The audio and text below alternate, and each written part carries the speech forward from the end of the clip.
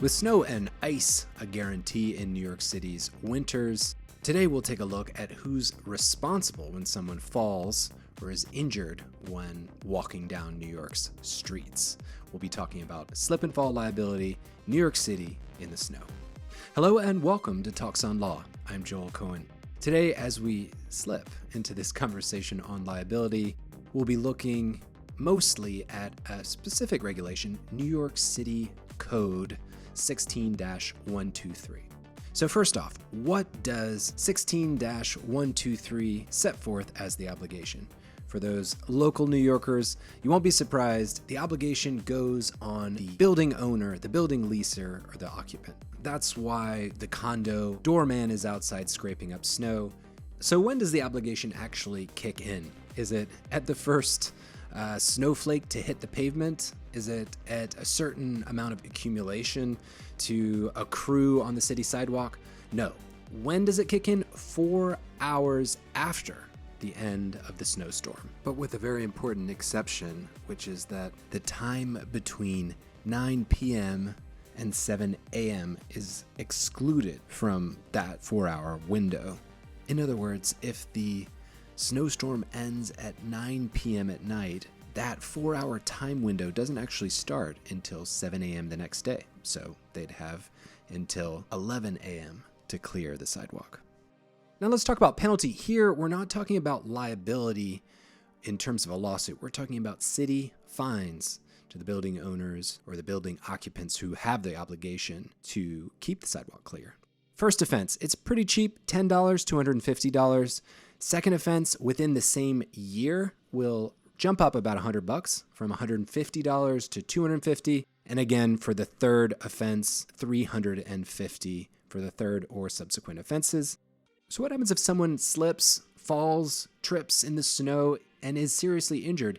Who is responsible? Well, you could imagine a scenario where it was walker beware, where the damages fell on the person who actually slipped. I mean, after all, you could argue that perhaps they could have been more careful while walking. Perhaps they could have put on snow boots or slowed down their pace.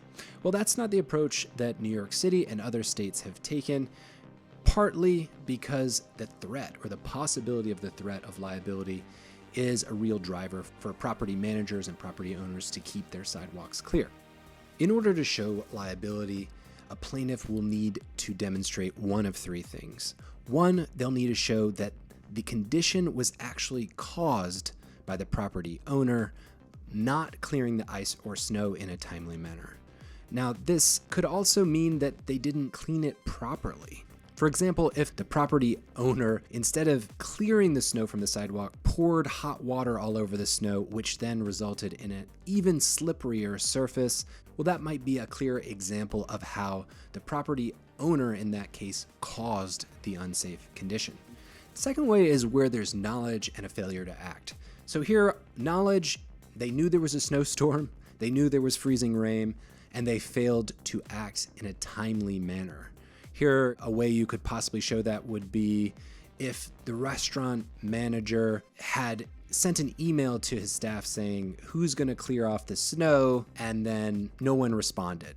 And without a response, the snow was never actually cleared. Someone slipped and fell. In this case, you can demonstrate that the individual knew that there was a snowstorm and that no action was taken despite the obligation of the business to clear the snow in that case. A third, which is slightly related, you might think of this one as constructive knowledge, which is that if they should have known about the ice or snow, because a reasonable property manager would have discovered and corrected that hazardous condition. So, are these easy cases, slip and fall in the snow in New York, quick liability, quick reward? Well, they can actually be quite challenging for a reason that we previously mentioned. This can lead to a number of these cases just being thrown out, which is that the obligation to the landlord or to the restaurant manager is only applied after the storm. 4 hours after the snow stops falling, or 4 hours after the freezing rain stops accumulating. So if you're walking down the street in a snowstorm, you slip and hurt yourself, well, you may not be able to recover from the responsible party for that individual piece of sidewalk. So that's a bit about slip and fall law in New York City. I'm Joel Cohen. Thanks for watching Talks on Law.